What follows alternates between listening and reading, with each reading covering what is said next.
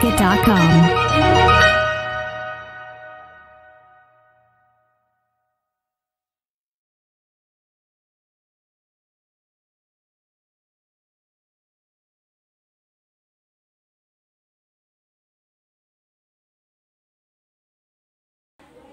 Assalamualaikum warahmatullahi wabarakatuh. Bagaimana kabar hari ini? Mudah-mudahan sehat semua dan selalu tetap bersemangat untuk belajar. Kembali lagi dengan channel kesayangan kita, channel Faiza NR. Jangan lupa like, share, dan yang penting subscribe supaya nanti saya lebih semangat lagi dalam membuat konten-konten yang bermanfaat. Oke, untuk pembahasan kali ini kita melanjutkan materi yang kemarin kita sudah belajar tentang pengamatan dan pengukuran. Nah, sekarang kita lebih mendalam lagi. Ketika kita mengamati sesuatu, kemudian kita membutuhkan alat ukur. Salah satu contohnya adalah alat ukur panjang. Kita harus menggunakan alat ukur panjang yang sesuai. Nah, pada video kali ini saya akan jelaskan bagaimana cara menggunakan alat ukur panjang. Ada 3 macam untuk alat ukur panjang berdasarkan tingkat ketelitian dari alat ukur itu sendiri. Mungkin sudah kalian pahami, sudah kalian kenal alat-alat itu, atau mungkin juga ada yang tahu alat itu tapi belum tahu alatnya seperti apa. Nanti kita bahas bersama-sama. Yang pertama, alat ukur yang paling familiar nih, mungkin kalian sudah tahu semuanya. Ini adalah mistar. Skalanya dari 0 sampai ini, skala sampai 50, ada juga yang 0 sampai 30 ataupun 0 sampai 100 meter, dan ada juga itu biasanya digunakan untuk mengukur panjang tanah, panjang jalan, ataupun ketika kalian pergi ke tukang jahit, ketika kalian mau menjahit baju baru, baju OSIS, baju batik, baju pramuka, biasanya kalian terlebih dahulu diukur terlebih dahulu. Nah, itu pun juga sama, yaitu alat ukur berupa mistar, di mana alat ukur mistar memiliki tingkat ketelitian 1 mm. Saya ulangi, tingkat ketelitian mistar 1 mm. Nah, untuk penggunaannya mungkin kalian sudah tahu semua bagaimana cara menggunakannya. Dimulai dari 0 sampai ke berapa. Misal ini ada kotak ya, berapa panjang ini, maka kita mulai dari angka 0.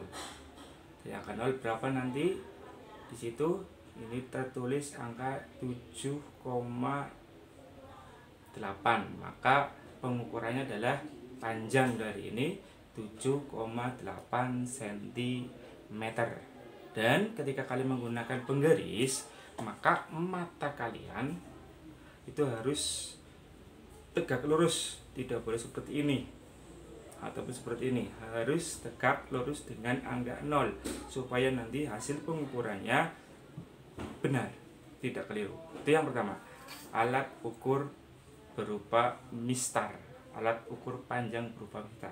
Oh iya, saya hampir lupa. Untuk satuan internasional sudah saya bahas pada video sebelumnya. Satuan internasional untuk alat ukur panjang adalah meter. Misalkan ada yang bertanya, apakah kilometer bisa dijadikan sebagai alat ukurnya? Bisa, tapi itu bukan termasuk satuan internasional. Untuk satuan internasional besaran panjang yaitu meter. Itu yang pertama, mistar. Yang kedua, nah ini mungkin kalian pernah lihat tapi mungkin belum tahu namanya. Ini namanya jangka sorong. Tingkat ketelitian dari jangka sorong lebih teliti daripada mistar. Kalau mistar tingkat telitiannya 1 mm, kalau jangka sorong tingkat ketelitiannya 0,1 mm. Saya ulangi, 0,1 mm tingkat ketelitian dari jangka sorong. Nah, ada bagian-bagiannya, coba perhatikan. Ini nanti saya jelaskan bagaimana cara menggunakannya. Ini adalah rahang tetap bawah, ini rahang tetap atas, rahang tetap bawah, rahang tetap atas, kemudian rahang geser bawah, rahang geser atas. Ini ada yang digunakan untuk mengukur ketebalan, kedalaman ketebalan. Nah, biasanya alat ini digunakan untuk mengukur benda-benda yang cukup tipis seperti plat baja, plat besi, kemudian tebal kertas, ini bisa. Ataupun kalau kalian sering pergi ke bengkel, biasanya para montir untuk mengukur ketebalannya, kepanjang dari onderdil motor biasanya menggunakan ini, tidak menggunakan penggaris, menggunakan jangka sorong. Nah, berbeda dengan mistar. Kalau mistar cuma hanya ada satu skala dari 0 sampai sekian 50. Nah, kalau pada jangka sorong ada 2 skala. Yang pertama ini adalah skala utama. Ini skala utama. Ini skalanya dari 0 sampai 15. 0 sampai 15. Kemudian yang kedua ada yang namanya skala nonius. Ini namanya skala nonius yang bisa digeser-geser. Ini. Ada satu lagi bagian ya. Ini skrup untuk pengunci supaya nanti ketika kita menggunakan jangka sorong, ketika kita sudah mengunci bendanya, ketika kita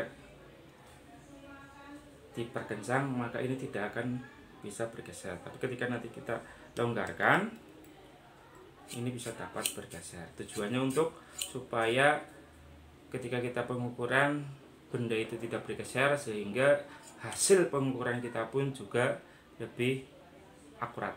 Ini jangka sorong, tingkat ketelitiannya 0,1 mm. Yang ketiga, nah ini mungkin ada yang pernah lihat, ada yang baru pertama kali lihat. Ini namanya micrometer skrup. Saya ulangi, micrometer skrup.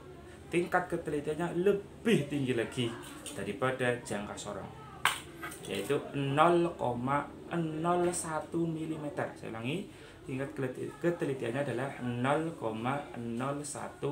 mm. Ini biasa digunakan untuk mengukur ketebalan kertas. Ini hampir sama seperti pada jangka sorong, ada skala utama, ada skala nonius, tapi berbeda. Kalau pada micrometer skrup ini diputar, tidak digeser. Ini skala utamanya ini yang tetap, yang tidak bergeser. Nah, skala noniusnya ini yang digeser-geser, yang diputar-putar ini. Nah, ini nanti untuk menjepit benda yang akan kita ukur. Itu ada 3. Yang pertama tadi mistar dengan tingkat ketelitian 1 mm. Yang kedua jangka sorong, tingkat ketelitiannya adalah 0,1 mm. Dan yang ketiga adalah micrometer skrup dengan tingkat ketelitian 0,01 mm. Bagaimana cara menggunakan 2 alat ini? Simak baik-baik penjelasannya. Oke, kita mulai bagaimana cara menggunakan jangka sorong. Saya ulangi lagi. Ini adalah rahang tetap bawah, ini rahang tetap atas, ini rahang tetap rahang geser atas, ini rahang geser bawah.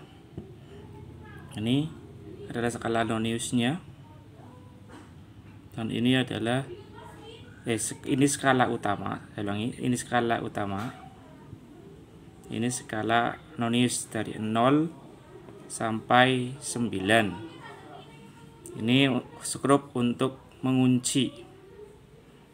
Nah, untuk penggunaannya masing-masing memiliki penggunaan yang berbeda-beda. Kalau yang ini, yang besar yang ini biasa digunakan untuk mengukur ketebalan, atau biasa kita kenal dengan diameter luar. Nih, untuk diameter luar. Nah, kalau yang di atas ini digunakan untuk mengukur diameter bagian dalam. Nah, jadi seperti ini. Kemudian satu lagi, yang ini digunakan untuk mengukur kedalamannya. Nah, ini seperti ini. Ya, jadi ada 3 gunaan. Ini untuk kedalaman, ini untuk diameter luar, dan ini untuk diameter dalam. Nah, kita coba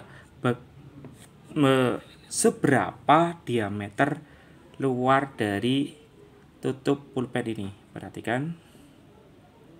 Nah, ini saya kunci supaya tidak bergeser.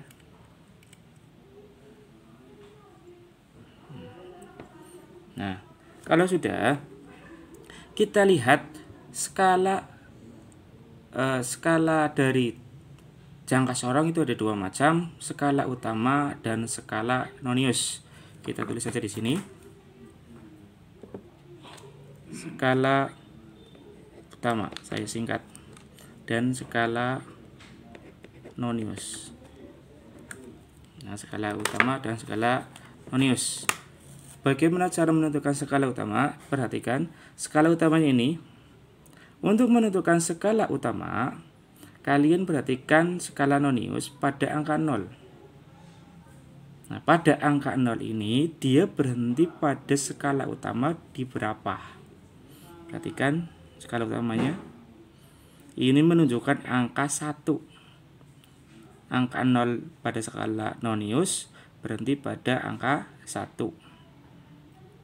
Berarti skala utamanya adalah 1 cm.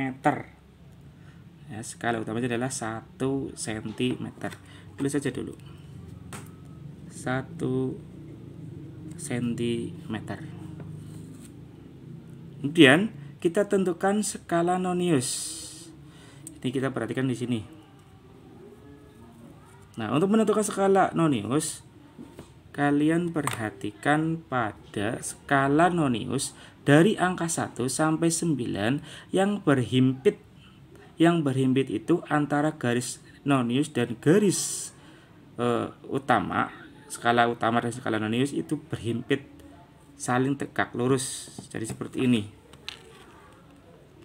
Nah, jadi dia lurus dari ujung atas sampai ujung bawah, dia lurus. Kita perhatikan, kita amati dari 1, apakah dia berhimpit? Saya kira kurang berhimpit. Kemudian 2 juga kurang berhimpit. 3 kurang berhimpit. Nah, ini ada 4. Di antara skala utama, garis skala utama dan garis skala nonius itu dia berhimpit lurus dari atas sampai bawah ini. Saya tunjukkan. Ini lurus, dia lurus. Kita amati lagi yang kelima, dia tidak berhimpit. Dia 6 pun juga tidak. Yang paling berhimpit di sini adalah sebentar. Yang 4 ini kurang berhimpit. Ya, kita harus melihatnya secara tegak lurus. Jadi kalau kita lihat dari samping, itu pengukuran kita bisa hilang atau bisa tidak akurat. Nah, kalau kita lihat secara tegak lurus, yang paling berhimpit ini adalah angka 5. Nih, dari sini sana, ini yang paling lurus, ini namanya berhimpit. Jadi skala noniusnya adalah 5. Tulis saja 5. Nah, sudah selesai. Bagaimana selanjutnya? kita tahu yang tadi skala pada jangka sorong memiliki tingkat ketelitian 0,1 mm. Kita kalikan dengan 0,1, yang dikalikan adalah skala noniusnya, maka hasilnya adalah 5 kali 0,1 hasilnya 0,5.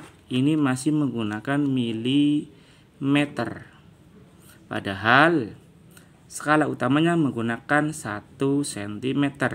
Kita rubah ke sentimeter.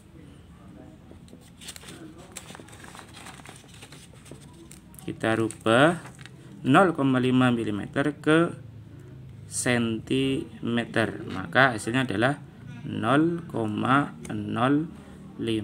cm. Bagaimana hasilnya? Hasil dari pengukuran untuk skala pada jangka sorong antara skala utama dengan skala nonius ditambahkan. Ini adalah 1 cm, skala noniusnya, skala utamanya 1 cm, skala noniusnya adalah 0,05 cm.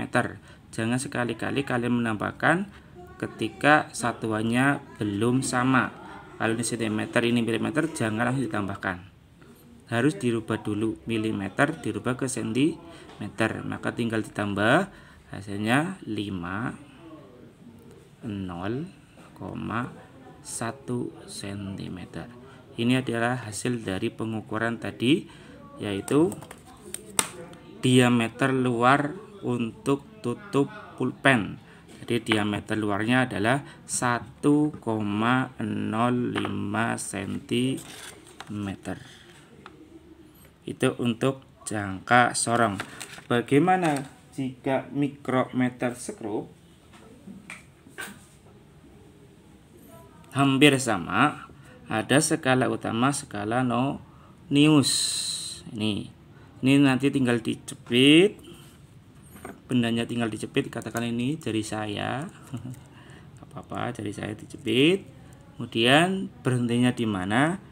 Nah, perhatikan di sini ada angka 5,1 atau bisa katakan 6, angka 6. Nah, berbeda dengan jangka sorong, ini langsung menggunakan milimeter. Jadi skala utamanya, skala utamanya yaitu 6 mm. Nah, skala noniusnya dia yang paling berimbit dengan ini, skala utamanya. Di sini angka berapa? Ini ada angka 0 sampai 1. Dia yang paling dekat yang mana? Pada angka 1. Maka hasilnya dia skala noniusnya adalah 1 atau bisa dikatakan 10. Maka hasilnya ini skala utamanya 6, skala noniusnya adalah 0, 10, 1 per 0. Ini tinggal dikalikan 0,01 mm. Ini 6 mm. 1 kali 0,01 hasilnya 0,01. Maka hasilnya 6,01 mm. Itu kira-kira untuk penggunaan jangka sorong dengan mikrometer skrup. Yang sering muncul dalam soal adalah ini, jangka sorong. Demikian untuk pembelajaran kali ini untuk penggunaan alat ukur panjang. Nanti kita lanjutkan lagi pada pembahasan berikutnya, alat ukur massa. Tetap belajar di rumah, semangat belajar di rumah, selalu jaga kesehatan.